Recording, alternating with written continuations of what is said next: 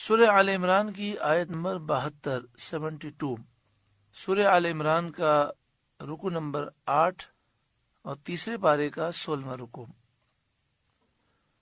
وقالت طائفۃ من اہل الکتاب، اور کتابیوں کا ایک گروہ بولا۔ یہودی اسلام کی مخالفت میں رات دن نئے نئے فریب اور مکر کیا کرتے تھے۔ خیبر کے 12 ایسے شخص جو یہودی علماء میں سے تھے، انہوں نے باہمی مشورہ کر کے ایک مکر و فریب تیار کیا۔ انہوں نے سوچا کہ ان کی ایک جماعت صبح کو اسلام لے آئے اور شام کو مرتد ہو جائے، اور لوگوں سے کہے کہ ہم نے اپنی کتابوں میں جو دیکھا تو ہم سمجھے کہ یہ سچے نبی ہیں، لیکن جب ہم ان کے قریب گئے، پورا دن گزارا، تو ثابت ہوا کہ یہ وہ نبی نہیں ہیں جن کا ذکر توریت میں ہے۔ اور انہوں نے سوچا کہ اس حرکت سے مسلمانوں کو دین میں شبہ پیدا ہو جائے گا، لیکن اللہ تعالیٰ نے یہ آیت نازل فرما کر ان کا یہ راز فاش کر دیا، اور ان کا یہ مکر نہ چل سکا۔ مسلمان پہلے سے خبردار ہو گئے۔ وقالت طائفۃ من اہل الکتاب، اور کتابیوں کا ایک گروہ بولا، آمنو، ایمان لاؤ، بالذی انزل علی الذین آمنوا، اس قرآن پر جو ایمان والوں پر اترا، وجہ النہاری، صبح کو ایمان لاؤ۔ یعنی ان یہودیوں نے یہ منصوبہ بنایا کہ قرآن پر اور نبی کریم صلی اللہ علیہ وآلہ وسلم پر ایمان لے آؤ صبح کے وقت، یعنی ظاہر یہ کرو کہ ہم ایمان لے آئے۔ وَاکْفُرُوا آخِرَہُ، اور شام کو منکر ہو جاؤ، شام کو اعلان کر دو کہ ہم نے اس دین کو چھوڑ دیا۔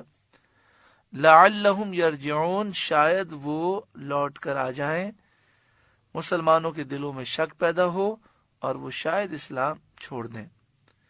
لیکن اس بات کا بھی انہیں ڈر تھا کہ کہیں ایسا نہ ہو کہ ہم یہ جماعت رسول اللہ صلی اللہ علیہ وسلم کے پاس بھیجیں اور سارا دن یہ حضور کے دربار میں گزاریں، اور پھر شام کو انہیں اعلان کرنا ہو کہ اب ہم کافر ہوتے ہیں، تو ایسا نہ ہو کہ پورے دن میں ان کے دل کی دنیا ہی بدل جائے۔ تو اس لیے انہوں نے ان کی برین واشنگ کی اور انہیں پکا کیا، وَلَا تُؤْمِنُوا إِلَّا لِمَنْ تَبِعَ دِينَكُمْ، اور کسی کی بات پر یقین نہ کرنا مگر اسی کی بات پر یقین کرنا جو تمہارے دین کا پیروکار ہو۔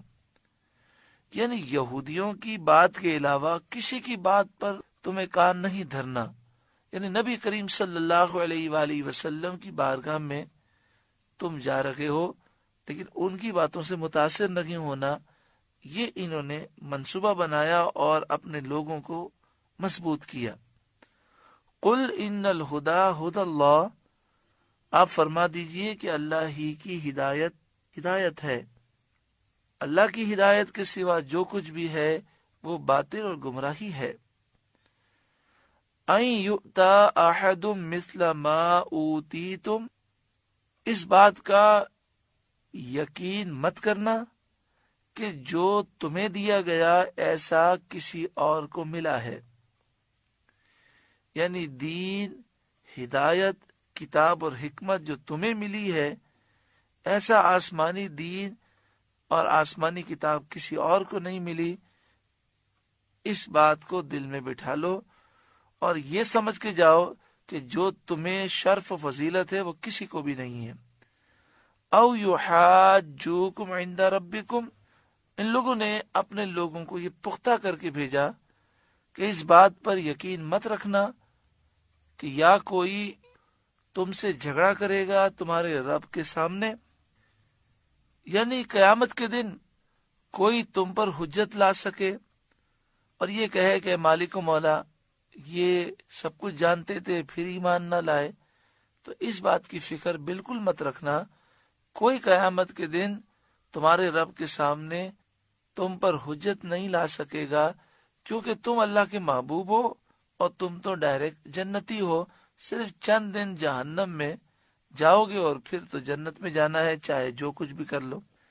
تو اس طرح انہوں نے ایک منصوبہ بنایا کہ ہماری ایک جماعت حضور کے پاس جائے گی، اور اس جماعت کو انہوں نے پختہ کیا کہ کسی کی بات پر یقین مت رکھنا، بس یہی سمجھنا کہ تم حق پر ہو، اور اللہ تعالیٰ نے توریت کے علاوہ کوئی کتاب آسمانی یعنی انجیل اور قرآن پاک اللہ تعالیٰ نے نہیں اتاری۔